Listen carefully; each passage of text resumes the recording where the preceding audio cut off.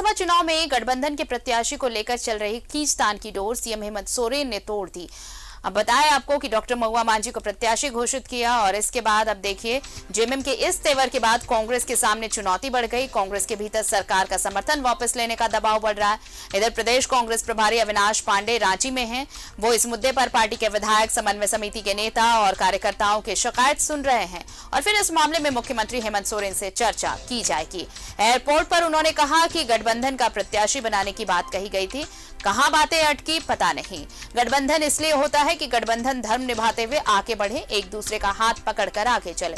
अब विधायकों से बातचीत कर आगे का फैसला लिया जाएगा।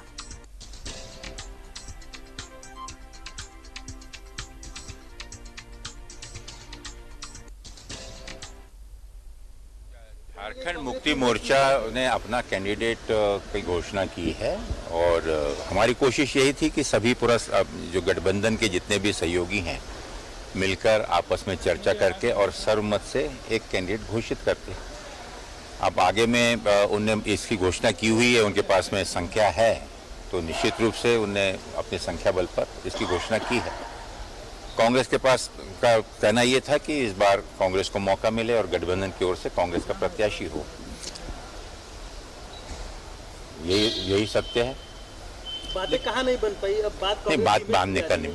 बात बनने की बात नहीं है। जो भी चर्चा हुई थी उसके बाद में ये तय हुआ था कि चर्चा करके और वो जो चर्चा हुई उसका आधार पर बतलाएंगे।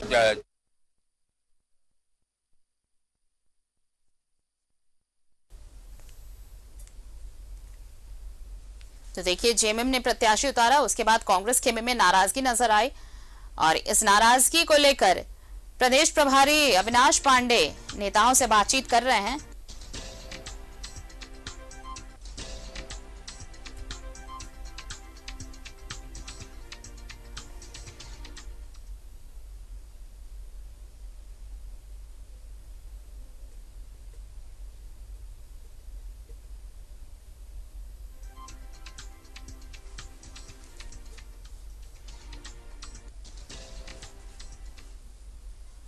और चलिए हमारे साथ सहयोगी विपिन उपाध्याय जुड़ रहे हैं कांग्रेस कार्यालय से। बैठक चल रही है। विपिन, देखिए पहले तो वहां बातचीत हुई, उसके बाद अब कांग्रेस कार्यालय में बातचीत चल रही है, समन्वय बनाने की कोशिश।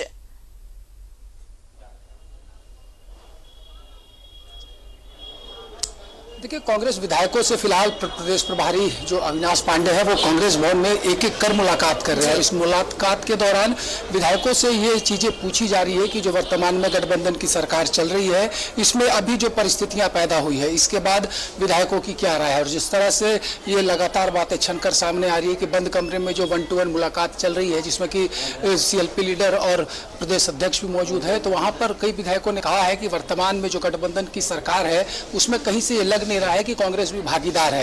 एक पक्षीय निर्णय हो रहा है। जिस तरह से जब हमने दीपिका पांडे से बात की थी तो उन्होंने कहा था कि बंद करने बैठ 4 लोग सरकार चला रहे हैं और खास करके राज्यसभा का जो प्रकरण है ये सोनिया गांधी का अपमान है, इसलिए अब कांग्रेस को चाहिए कि किसी ठोस नतीजे तक पहुंचे। प्रभारी की बैठक लगातार चल रही है।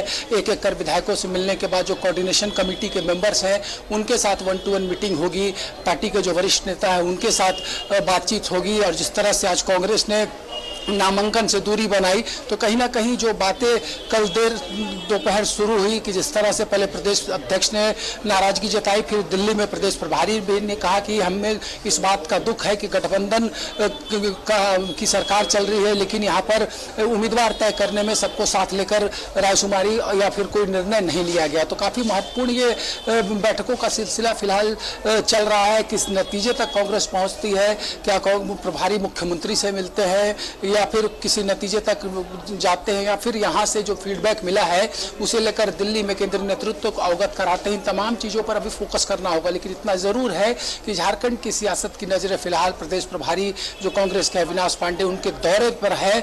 लगातार इस बात की जानकारी हासिल करने के लिए दूसरे दल के लोग भी संपर्क कर रहे हैं कि वहाँ क्या कुछ हो रहा है और कांग्रेस कहाँ तक कदम बढ़ा सकती है। जी बिल्कुल। और जिस तरह से ये बातें सामने आई कि देखिए जेएमएम प्रत्याशी महुआ मांझी पहुंची नॉमिनेशन के लिए, कांग्रेस कांग्रेस का कोई भी नेता नहीं पहुंचा इस नॉमिनेशन के दौरान।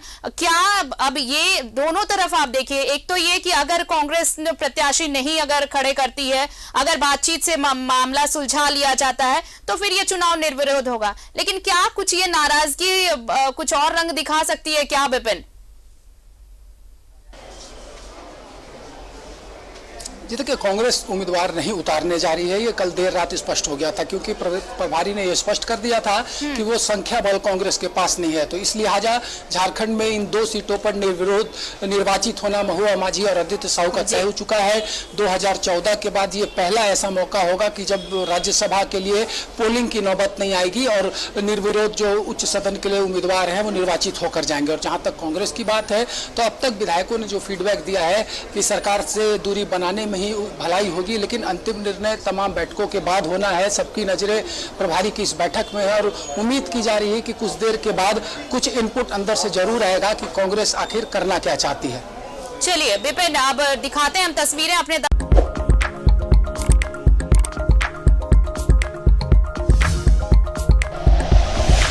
Like and share videos, subscribe करें हमारा चैनल और प्रेस करें बेल आइकॉन। न्यूज़ 11 भारत, सच है तो दिखेगा।